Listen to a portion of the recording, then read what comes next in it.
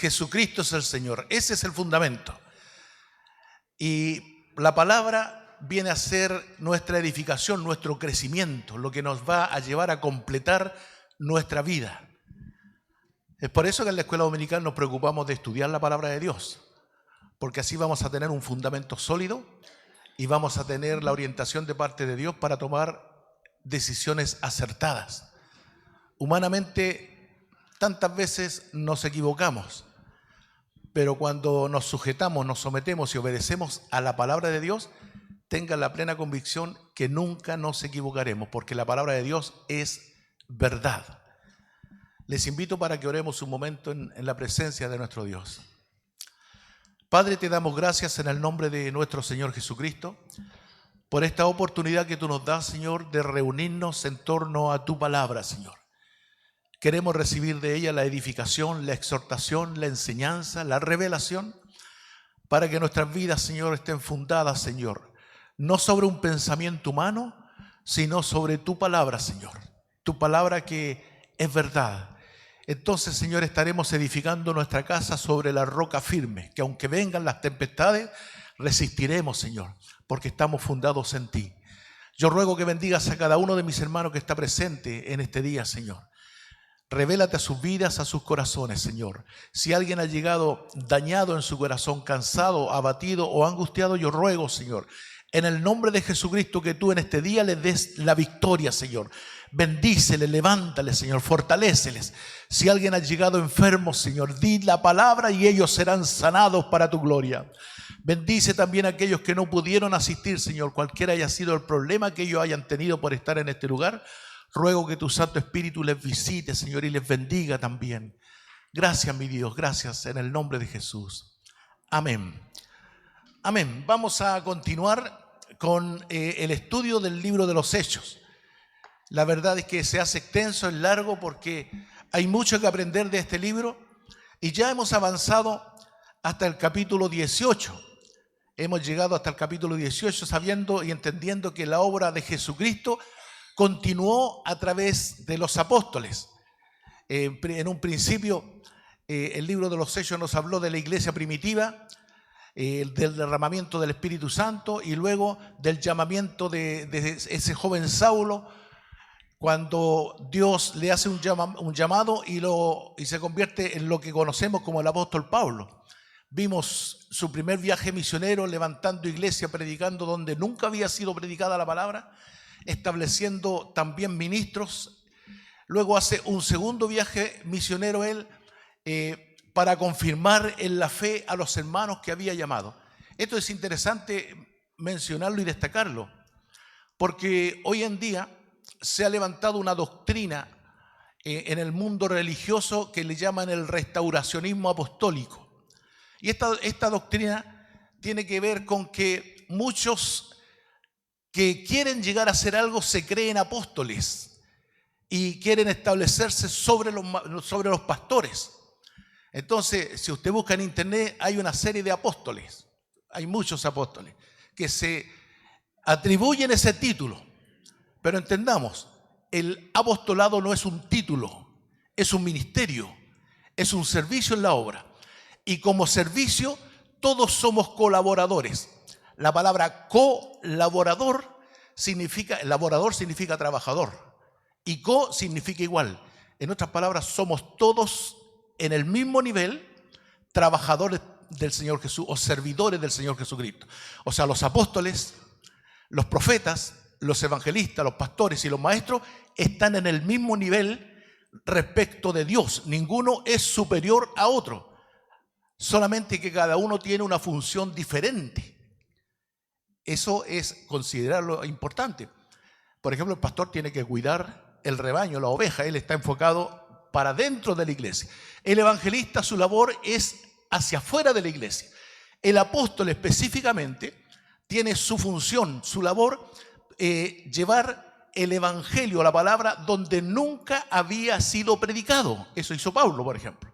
Y luego establecer pastores en las congregaciones que él levantaba. ¿Por qué digo que algunos se atribuyen el título de apóstol en este día?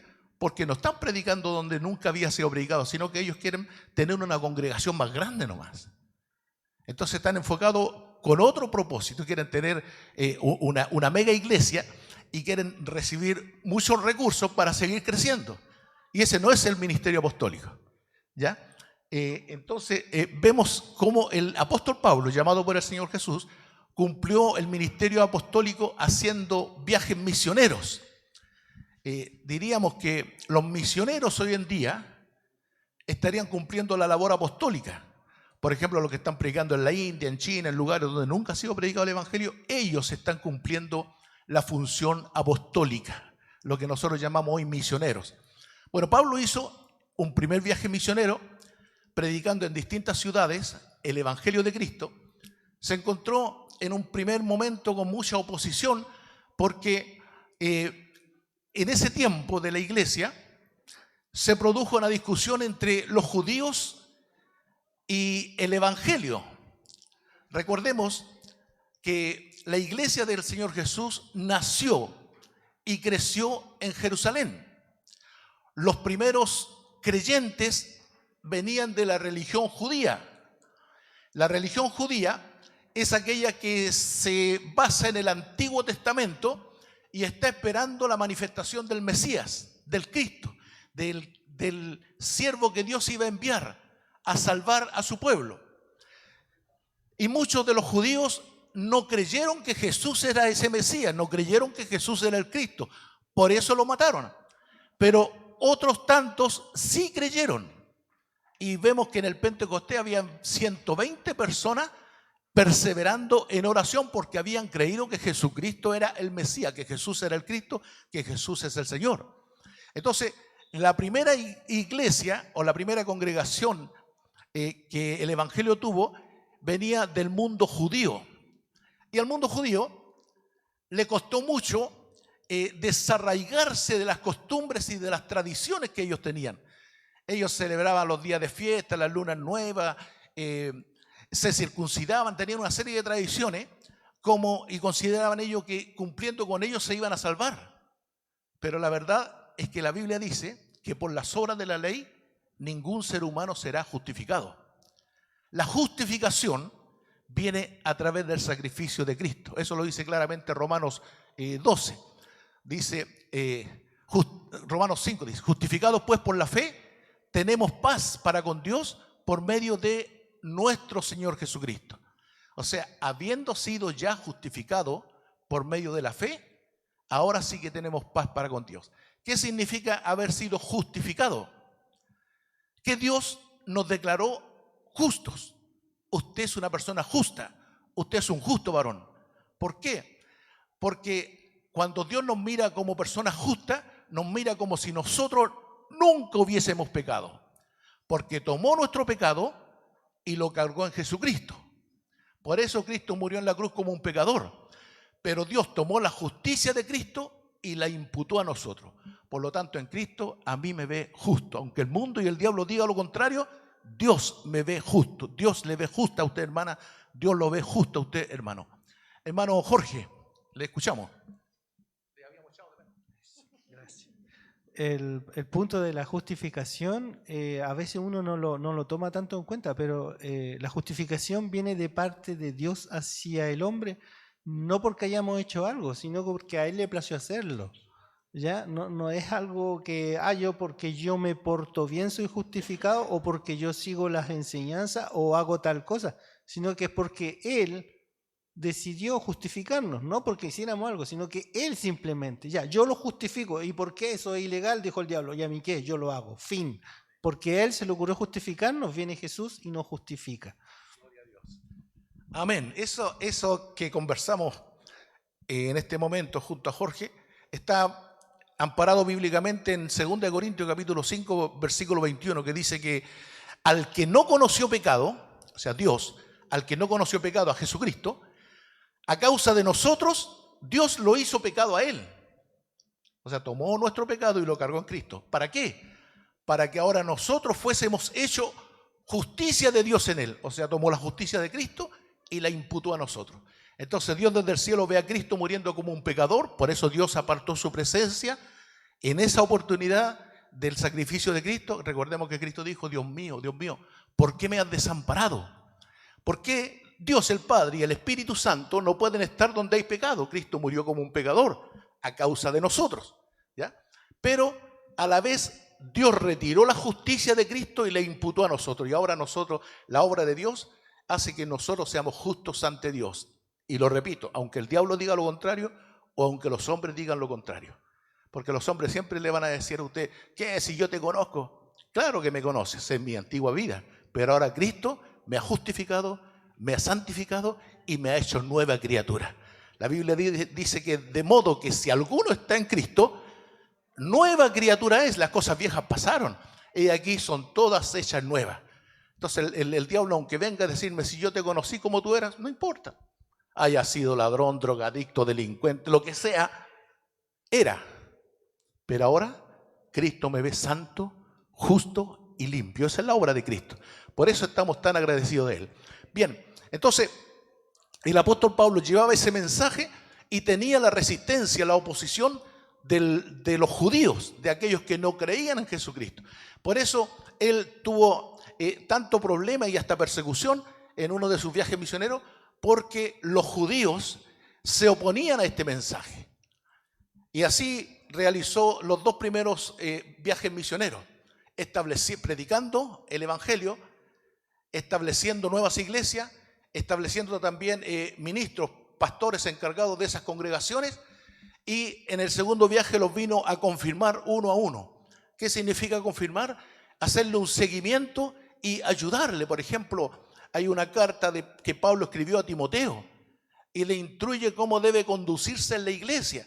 Ninguno tenga en poco tu juventud, sino tú sé ejemplo de los creyentes o de los oyentes. Entonces, ese tipo de consejos son consejos apostólicos. Y eso es lo que hace el ministerio apostólico. Establecer iglesia, predicar el evangelio donde nunca ha sido predicado, establecer ministros a cargo de esa congregación y luego preocuparse de su bienestar espiritual para que la obra del Señor siga adelante. Hemos avanzado hasta el capítulo 18. Yo esta parte la voy a leer. En Hechos, capítulo 18, partiendo de lo primero, Pablo allí salió de Atenas y se fue a Corinto, y allí conoció a dos hermanos, un matrimonio, que era Priscila y Aquila. La Biblia nombra primero a la mujer y después al hombre, porque en ese matrimonio la mujer era la que tenía una convicción más profunda y era la que tenía un conocimiento más acabado. En ese matrimonio era un conocimiento más acabado del evangelio. Entonces ahí en Corinto, la ciudad de Grecia, Pablo se une a este matrimonio porque tenían una afinidad especial. Ellos eran, el trabajo, el oficio de ellos era que fabricaban carpas. Las carpas era costumbre de ese tiempo porque había mucha gente nómada, entonces tenía que ir de pueblo en pueblo acampando y se usaba mucho la carpa.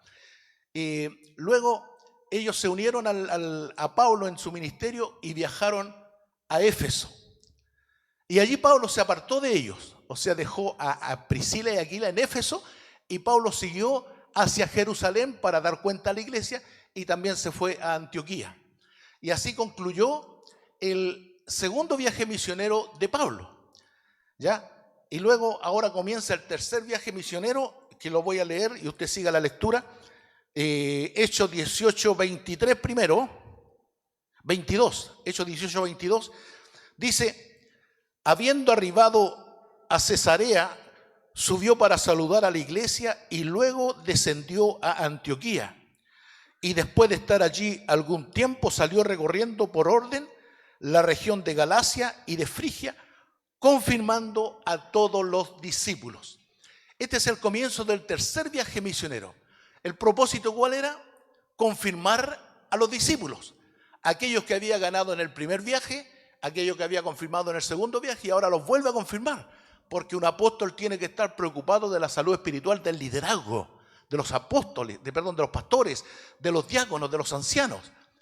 Alguien se tiene que preocupar de la gente adulta, me refiero espiritualmente. Porque, y esto lo conversamos siempre entre los pastores, cuando hay reunión de pastores, ¿quién es el amigo del pastor? ¿Quién es el que aconseja al pastor? ¿Quién es el que anima al pastor? Alguien tiene que tener, o el pastor debe tener cobertura también. Si el pastor como varón, como hombre, como humano, tiene la misma necesidad que el hermanito nuevo de la congregación, exactamente la misma, y sufrimos los mismos problemas. Entonces, siempre uno tiene que estar bajo cobertura, tiene que reconocer un liderazgo espiritual. Acá no existen los llaneros solitarios, y si alguien vive en forma solitaria está equivocado, porque puede ser inducido al error. Tenemos que someternos unos a otros. Entonces, esta era la labor apostólica que Pablo estaba haciendo en los versículos que recién leí. El versículo 23 dice: y después de estar allí algún tiempo, salió recorriendo por orden la región de Galacia y de Frigia, confirmando a todos los discípulos. Y ahora sí, comienza la clase de hoy. Todo esto es un resumen de lo anterior para refrescar la memoria y ponernos en onda. Hechos 18-24, la lectura va del 24 al 28, esto es lo que vamos a hablar hoy. Llegó entonces a Éfeso un judío llamado Apolos, natural de Alejandría, varón elocuente, poderoso en las Escrituras. Este había sido instruido en el camino del Señor, y siendo de espíritu fervoroso hablaba y enseñaba diligentemente lo concerniente al Señor, aunque solamente conocía el bautismo de Juan. Y comenzó a hablar con denuedo en la sinagoga.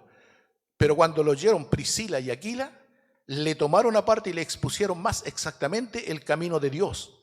Y queriendo él pasar a Acaya, los hermanos le animaron y escribieron, llegado él allá, dice, y escribieron a los discípulos que le recibiesen. Y llegado él allá, fue de gran provecho a lo que por la gracia habían creído, porque con gran vehemencia refutaba públicamente a los judíos, demostrando por las Escrituras que Jesús era el Cristo.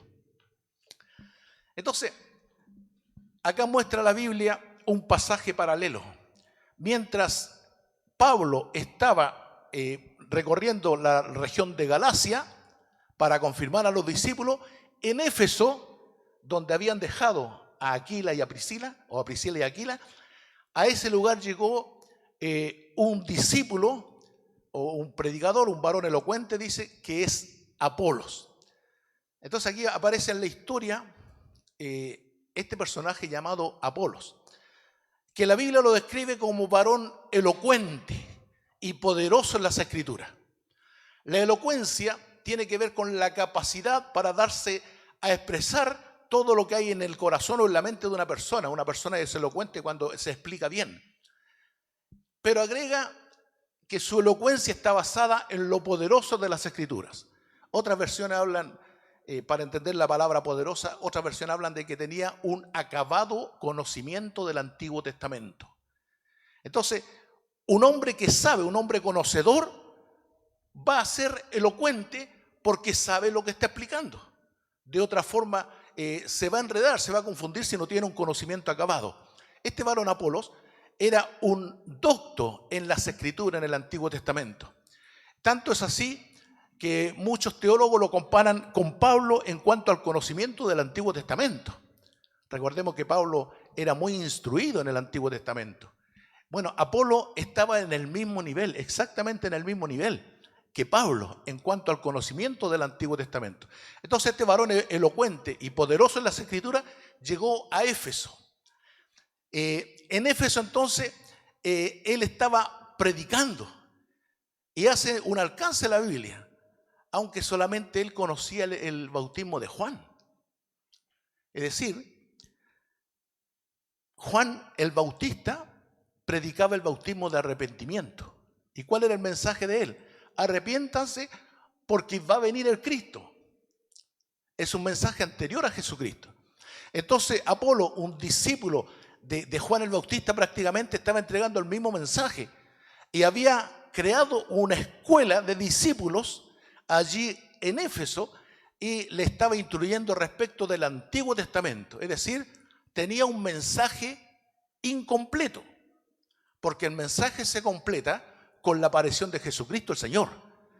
Él solamente tenía la promesa, la profecía de que Cristo iba a venir, de que el Mesías vendría.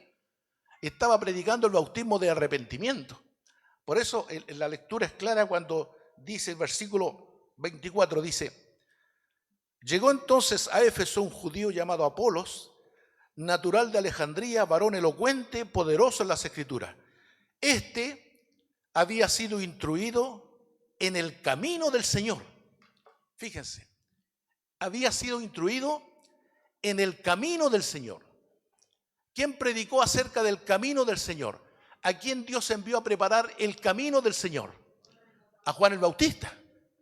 Estaba hablando lo concerniente al Señor, pero no estaba hablando del Señor. Y ese es el problema. Ese es el problema de mucha gente en el día de hoy. Estoy hablando de los incrédulos especialmente.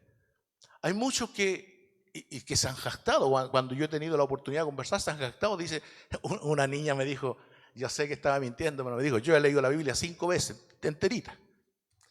Ya, le dije yo, ya. Pero, ¿se sabía algunos versículos bíblicos? Sí. Pero no conocía al Señor. Fíjense algo interesante. Cuando Jesús oró por sus discípulos, Él estaba orando al Padre. Él le dijo: Padre, yo te ruego por esto, porque esta es la vida eterna, que te conozcan a ti y al Cristo al quien tú has enviado. O sea, la salvación eterna depende de conocer a Dios y a Jesucristo, no de conocer la palabra de Dios. Porque nosotros leemos la Biblia, tenemos la palabra de Dios, pero lo interesante es conocer al Dios de la palabra. Los astrólogos, los astrónomos, por ejemplo, con sus telescopios gigantes, conocen el universo, pero no conocen al Dios del universo. ¿Me explico? Muchos conocen la palabra, pero no conocen al Dios de la palabra. Y eso pasaba con este Apolos. Conocía la palabra de Dios, era instruido, era docto, era poderoso en las Escrituras, pero no conocía al Señor todavía. Entonces estaba entregando un mensaje incompleto, un mensaje erróneo, un mensaje equivocado. Por eso la Biblia dice, y es clara, cuando este matrimonio que Pablo había dejado allí, a Priscila y Aquila, se le acercó para instruirle. Dice, sigo leyendo, versículo 25. Este había sido instruido en el camino del Señor, y siendo de espíritu fervoroso, hablaba y enseñaba diligentemente lo concerniente al Señor, aunque solamente conocía el bautismo de Juan. Fíjense, cuando habla aquí de que el hombre era ferviente, no está diciendo que era bajo la unción o el poder del Espíritu Santo. No, solamente bajo la pasión que él tenía. Y hay mucha gente fervorosa, de esas personas que son efusivas, gritonas, entusiastas. Pero para el Evangelio no basta el entusiasmo, no basta la pasión. Para predicar el Evangelio se requiere la gracia del Espíritu Santo de Dios. Y en esto carecía, y en esto fallaba este Apolos. Era de espíritu ferviente. Y hablaba lo concerniente al Señor, era elocuente, es decir, motivador. La gente era capaz de creerle, pero iba a creer un mensaje truncado, un mensaje incompleto, porque faltaba que él mismo conociera a Jesucristo el Señor. Entonces, sigo leyendo, dice, versículo 26, ¿verdad? El versículo 26 dice, y comenzó a hablar con denuedo en la sinagoga. Pero cuando le oyeron Priscila y Aquila, le tomaron aparte y le expusieron más exactamente el camino de Dios. No el camino del Señor, sino el camino de Dios. El camino del Señor era Juan el Bautista, que preparaba el camino del Señor. Pero ¿quién es el camino de Dios? ¿Quién dijo, yo soy el camino? Jesucristo. Entonces Priscila y Aquila tomaron a Apolo aparte y le instruyeron más exactamente el camino de Dios. O sea, le revelaron a Jesucristo. ¿Por qué? Porque Aquila y Priscila eran judíos que estaban en la sinagoga y lo estaban escuchando. Y lo habían escuchado y Apolo entregaba un mensaje muy correcto del Antiguo Testamento, pero obviamente no estaba completo. Por eso cuando le tomaron aparte le instruyeron. Y menciona primero a Priscila y luego a Aquila, porque Priscila era la que llevaba la convicción, el conocimiento. Y eso es lógico y es práctico. Y en esto tenemos que reconocer que las mujeres y los hombres en Cristo están a un mismo nivel. No es correcto y no es cierto lo que la gente dice, que los evangélicos son machistas. Por lo menos no debieran ser machistas. Porque en Cristo no hay ni hombre ni mujer, sino que en Cristo somos uno. ¿Cuál era el problema? Y me voy a detener en este punto. Que en el Antiguo Testamento la mujer ocupaba un segundo lugar, un segundo plano. Pero esto fue a causa del pecado. Por ejemplo, cuando Adán y Eva pecaron, Dios profirió maldición sobre la tierra, sobre la serpiente, sobre el hombre y sobre la mujer. Y a la mujer se le dijo que a tu marido, al marido le serías tu deseo.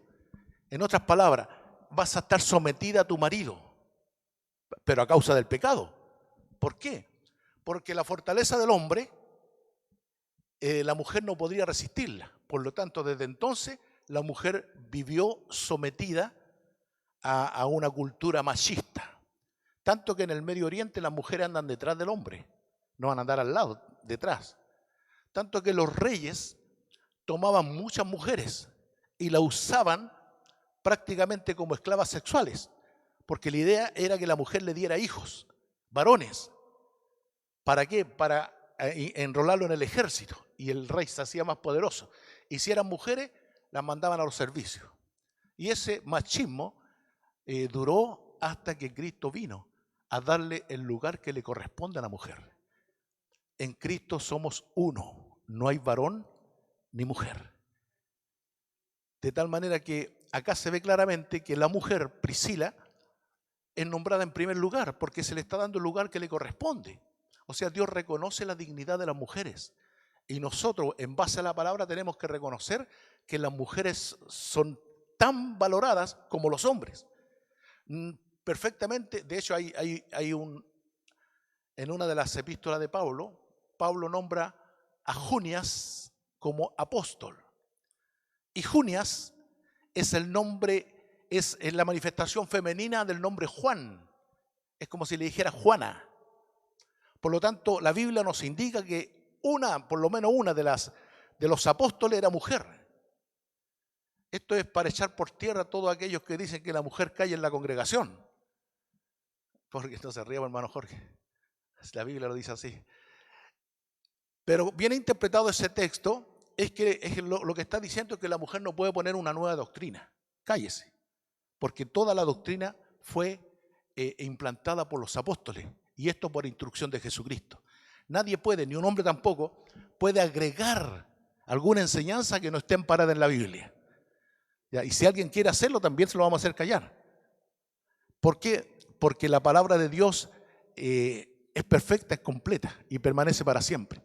Entonces, algunos textos mal interpretados inducen al error, pero en este caso claramente Priscila era la que tenía el conocimiento, la convicción, y Priscila y Aquila tomaron aparte a Apolos.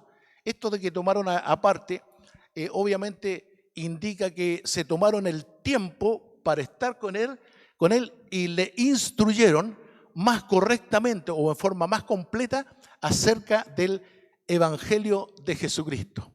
Amén, hermana Pamela. La hermana de Jorge.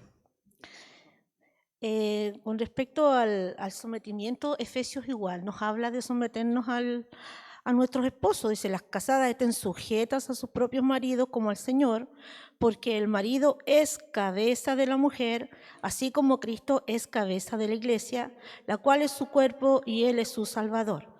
Se entiende claro que delante del Señor somos iguales, pero igual hay un orden de sometimiento. El esposo se somete a Dios, la esposa se somete al esposo y los hijos se someten a los padres. Correcto, la Biblia dice, someteos los unos a los otros. Entonces, cuando la Biblia dice, y este tema es interesante porque muchas veces no se explica o está mal interpretado, especialmente la sujeción en el Nuevo Testamento. Cuando la Biblia dice, por ejemplo, que sométase todo hombre a las autoridades superiores, porque no hay autoridad sino de parte de Dios.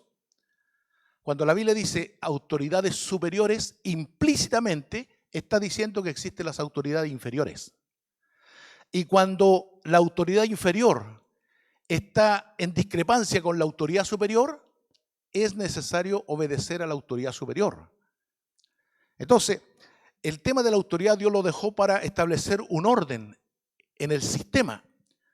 Y en todo sistema debe haber un orden. Por ejemplo, en el curso, entre los alumnos y el profesor, Dios reconoce al profesor como autoridad.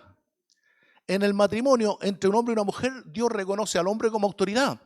Pero ojo, cuando la autoridad inferior, que es la autoridad delegada, está en discrepancia con la autoridad superior, que es Dios, es necesario obedecer a Dios antes que a los hombres. O sea, si un profesor le da una instrucción que no corresponde a un alumno, el alumno no está obligado a obedecerla.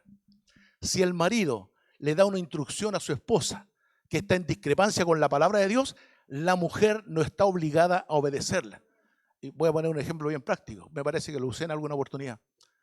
Si la mujer está embarazada y el hombre no quiere tener más hijos y le dice a la mujer, tienes que abortar, tienes que obedecerme porque yo soy la autoridad y la Biblia dice que tienes que someterte a mí. ¿Qué tiene que hacer la mujer?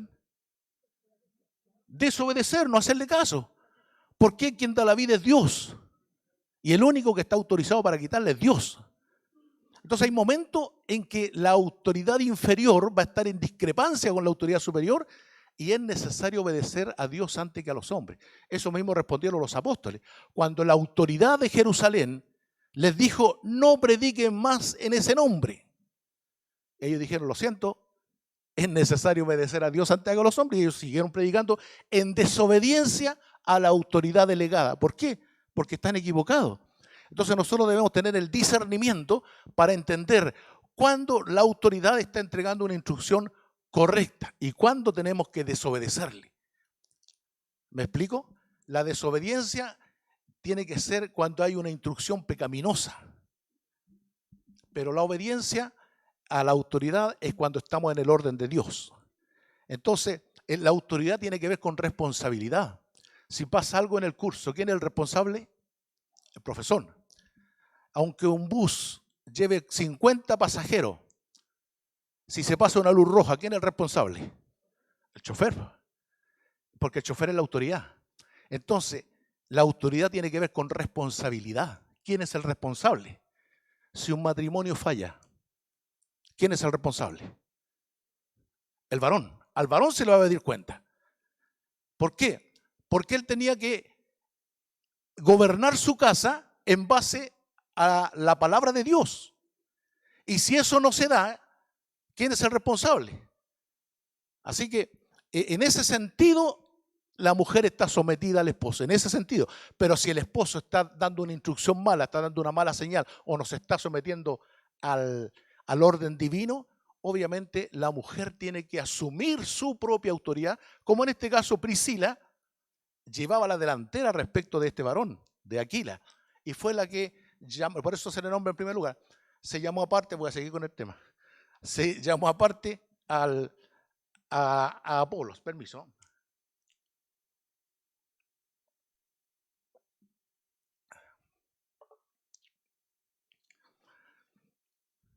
Estamos hablando dice, versículo 26, y comenzó a hablar con denuedo en la sinagoga, pero cuando lo oyeron Priscila y Aquila, le tomaron aparte y le expusieron más exactamente el camino de Dios.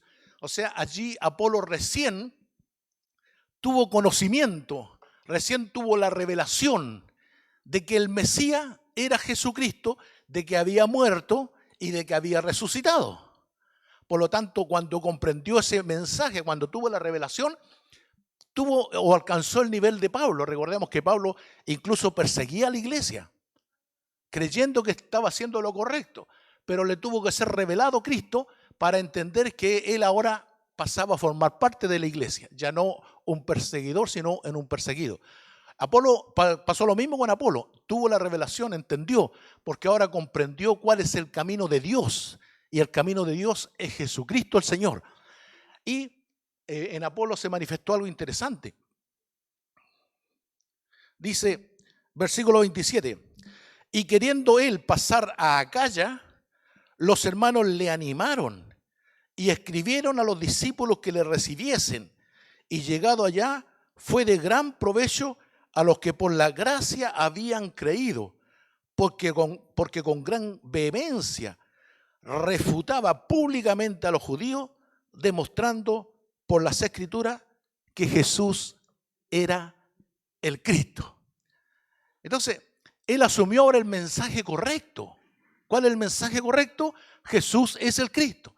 Y esto quizás suene para usted repetitivo de parte mía.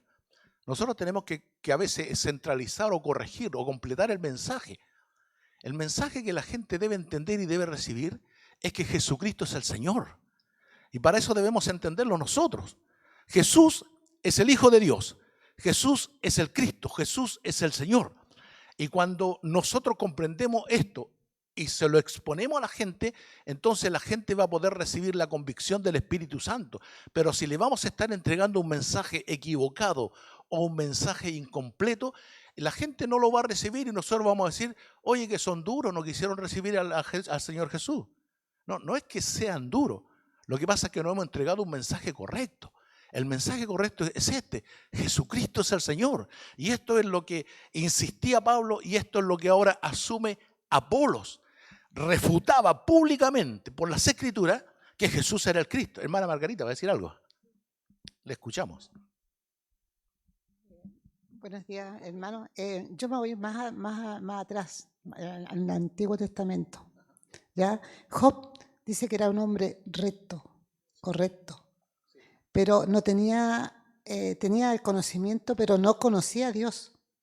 Y hay una parte de la palabra que dice, de oídas te había oído, mas ahora mis ojos te ven. Entonces, creo yo en mi vida como cristiana, que tiene que ser revelado Cristo de esa forma en mi vida, cada día, porque cada día Dios nos... no podemos decir así, oh, yo conozco a Cristo, yo conozco a Dios, porque cada día Dios se nos revela en diferentes formas, en nuestras mismas luchas espirituales, que podemos acudir a Dios, que no entiendo esto porque no entendemos muchas cosas, pero como Job era un hombre temeroso de Dios, tampoco conocía a Dios, solamente tenía la base y Dios se le reveló por las circunstancias que él tuvo, por las luchas, las pérdidas. Y ahí él pudo entender que dijo, ahora mis ojos te ven. Eso quería acotar, hermano. Gloria a Dios. Sí, muy acertado el comentario de nuestra hermana Margarita. Todos conocemos la historia de Job, o casi todos, pero Job era un hombre, lo describe muy bien la Biblia, decía varón temeroso de Dios. Dice la Biblia que él hacía sacrificios diariamente, incluso por sus hijos, por si ellos hubieran pecado. Sin embargo, aunque se le describe como un varón perfecto en todos sus caminos, nos damos cuenta que él no conocía a Dios. Cuando dice que era perfecto en todos sus caminos, la palabra caminos está revelando el comportamiento del hombre. El hombre se comportaba correctamente, no daba ningún mal ejemplo. En su versión, como decimos, en su apariencia, nadie le podía encontrar defecto. Era perfecto en todos sus caminos, pero Dios, que no mira la apariencia, Dios que mira el corazón, sabía perfectamente que en Job había un problema. Por eso Dios incitó a Satanás, el diablo, para que comenzara a poner dificultades a Job. Y Dios le autorizó tocar su familia, tocar sus bienes, tocar su cuerpo. Dios autorizó al diablo para que el diablo tocara a la familia, los bienes y su propio cuerpo, pero su espíritu no se lo toque. Y el diablo se encargó de destruir a Job. le mató a sus hijos, le destruyó sus bienes, incluso trajo una sarna maligna sobre su cuerpo. Porque Dios estaba queriendo sacar de él el pecado que había en su corazón. ¿Cuál era el pecado? Cuando hacemos un resumen, vemos que Job tenía orgullo y tenía soberbia. En una oportunidad dijo, maldijo el día en que nació, como si Dios se hubiera equivocado, qué soberbio. En otra oportunidad, cuando los amigos le decían, reconoce tu pecado, y él decía, ¿dónde yo he pecado? Que me diga el grande, el hacedor, ¿dónde está mi pecado? ¿Cuándo he pecado yo? Qué orgulloso. La Biblia dice que no hay varón justo, ni siquiera uno. Por lo tanto, después de todo eso, tuvo que venir un trato directo de Dios con él. Y Dios le dice a Job, Job, ¿has visto las estrellas? Entonces Job tiene que levantar su vista, porque hasta ahora solamente estaba ensimismado, estaba mirando su vida tan correcta y estaba mirando también su drama, su enfermedad. Dios le hace un llamado, ¿has visto las estrellas? Y él levanta la vista. Dios le dice, ¿dónde estabas tú cuando yo las creaba? Y entonces vio la gloria de Dios, porque la Biblia dice que los cielos cuentan la gloria de Dios.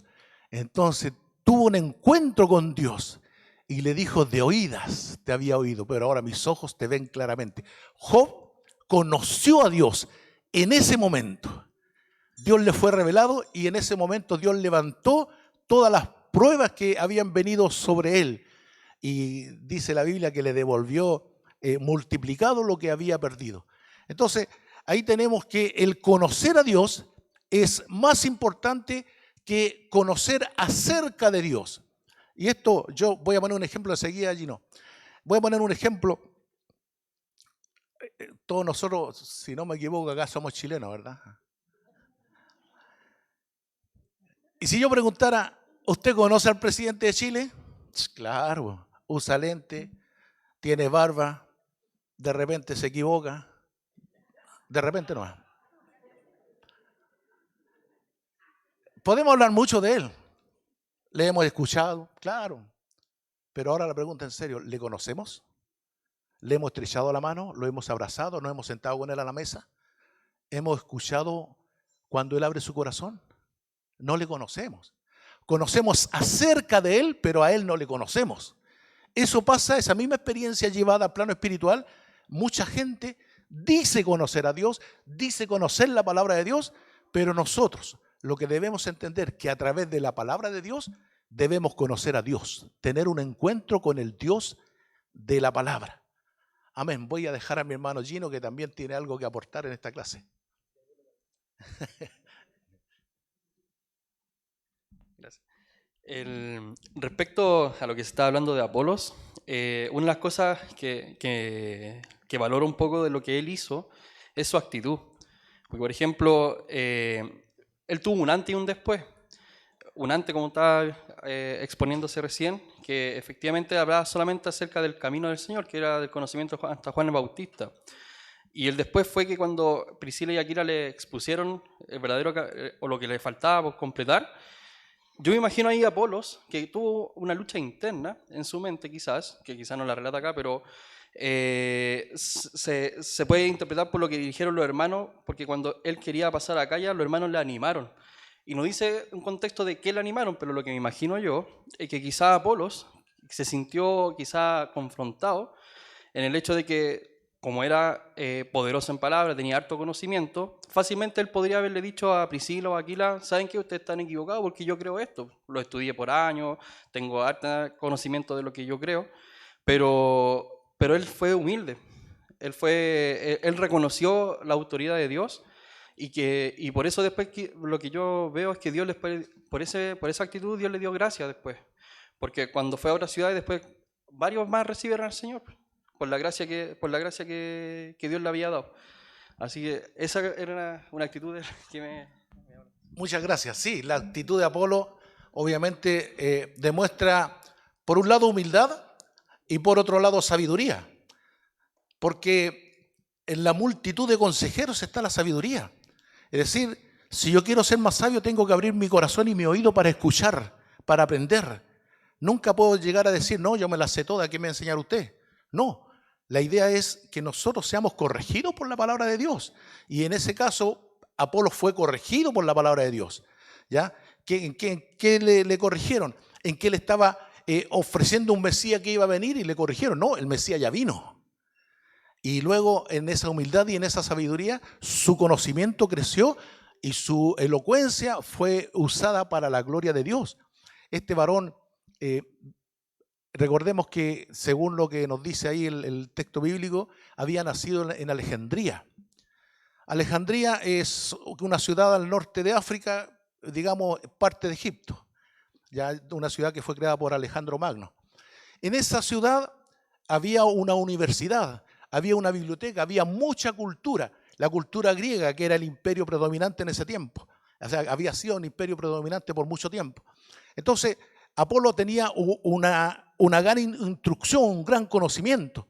Y su nombre Apolo es un nombre helénico, griego, de tal manera que nos indica la Biblia que era un judío de la diáspora, de aquellos que habían sido esparcidos, echados de Jerusalén y estaban dando vuelta por el mundo. Porque en Jerusalén en ese tiempo se habían provocado realmente unos disturbios o tumultos cuando los judíos se ponían a discutir entre ellos. Algunos creían que Jesús era el Cristo, otros no creían que Jesús era el Cristo.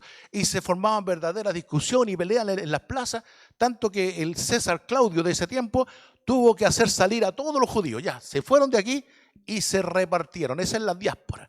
Entonces, estaban repartidos en la diáspora y muchos judíos una vez al año venían a Jerusalén a adorar. Por eso los judíos estaban repartidos. Pero este Apolo era un varón de mucho conocimiento y un hombre con la sabiduría permite abrir su corazón para aprender más. En cambio, el necio cierra su corazón y no quiere escuchar. Y esa es una de las notables diferencias entre un sabio y un necio. Entonces, Apolo fue de gran provecho justamente por estar en esta situación. Y el versículo 27 dice, y queriendo él pasar a Acaya, los hermanos le animaron y escribieron a los discípulos que le recibiesen. Y llegado allá fue de gran provecho a lo que por la gracia habían creído, porque con gran vehemencia refutaba públicamente a los judíos, demostrando por las escrituras que Jesús era el Cristo. Entonces, cuando vemos el desarrollo del ministerio de Apolos, vamos a darnos cuenta que después se va de acá, pasa a Acaya, después llega a Corinto, donde Pablo ya había predicado el Evangelio.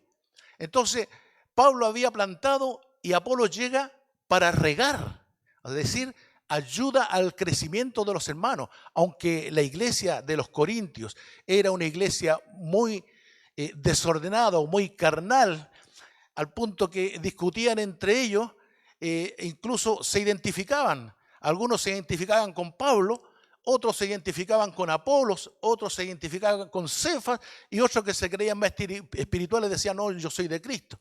Entonces, había rivalidades de bandos, pero no era responsabilidad de Apolo ni de Pablo eso.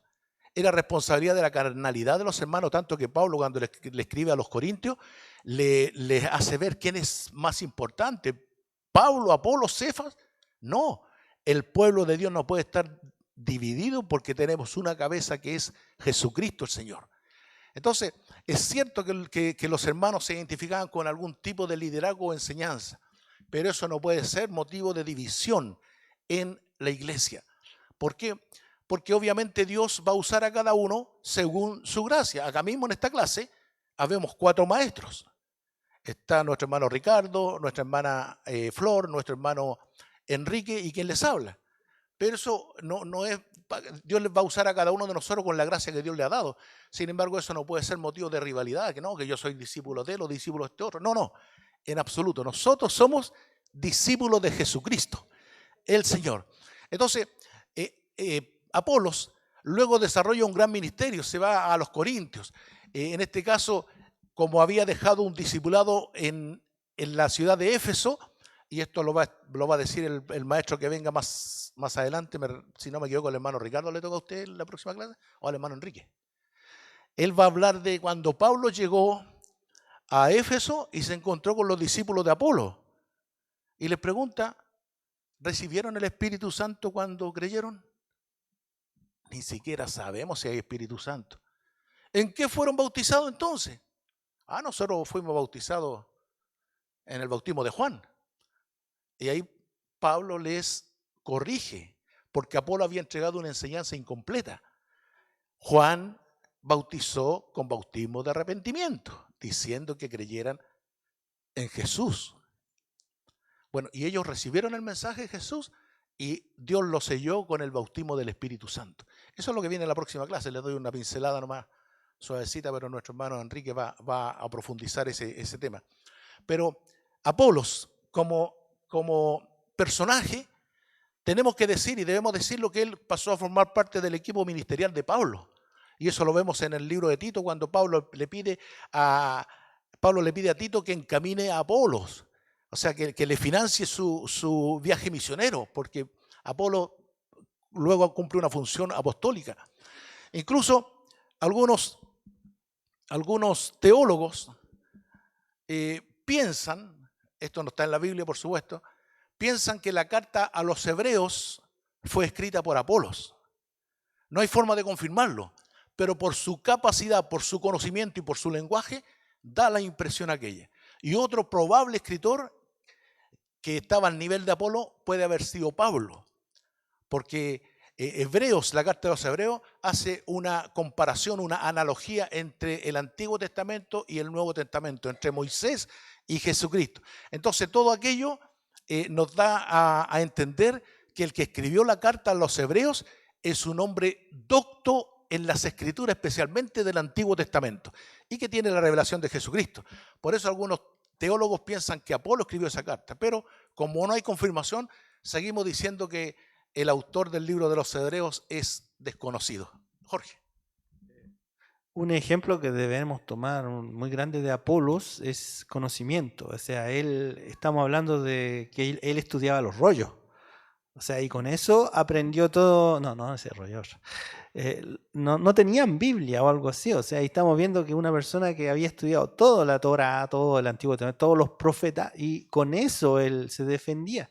Nosotros tenemos la Biblia siempre en la casa, siempre al lado, en el celular, en el caso mío, o en la casa para estudiarla. Entonces no tenemos excusa. O sea, podemos estudiar 3 minutos al día y ya vamos a aprender. Y tenemos mucho más facultad para aprender que Apolos, en el sentido de la oportunidad que tenemos ahora.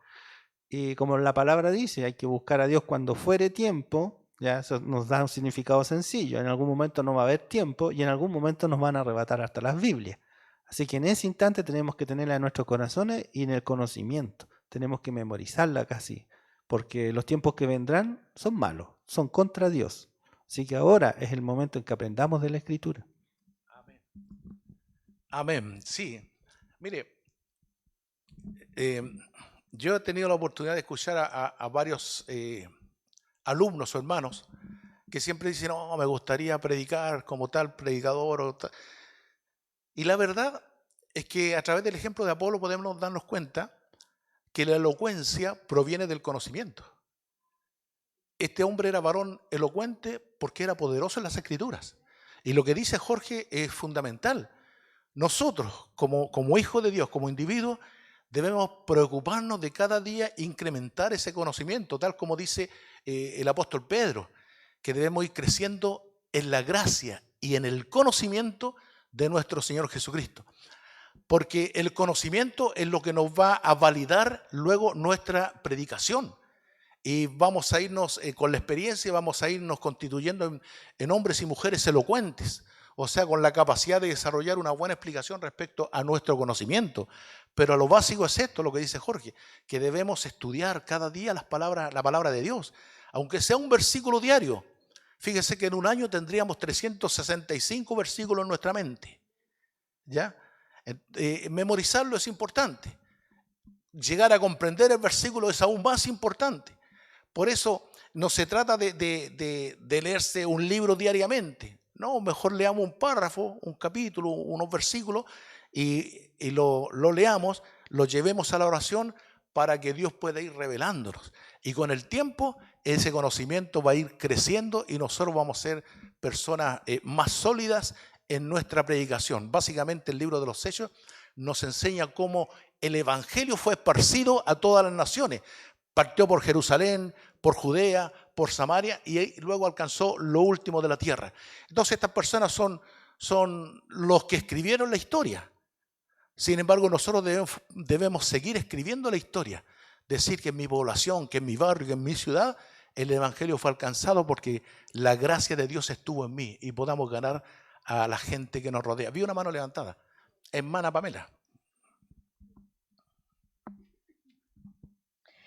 Una de las cosas que yo me estaba preguntando antes que usted hablara sobre el capítulo 19 es que el conocimiento que tenía Apolo era conocimiento de estudiante.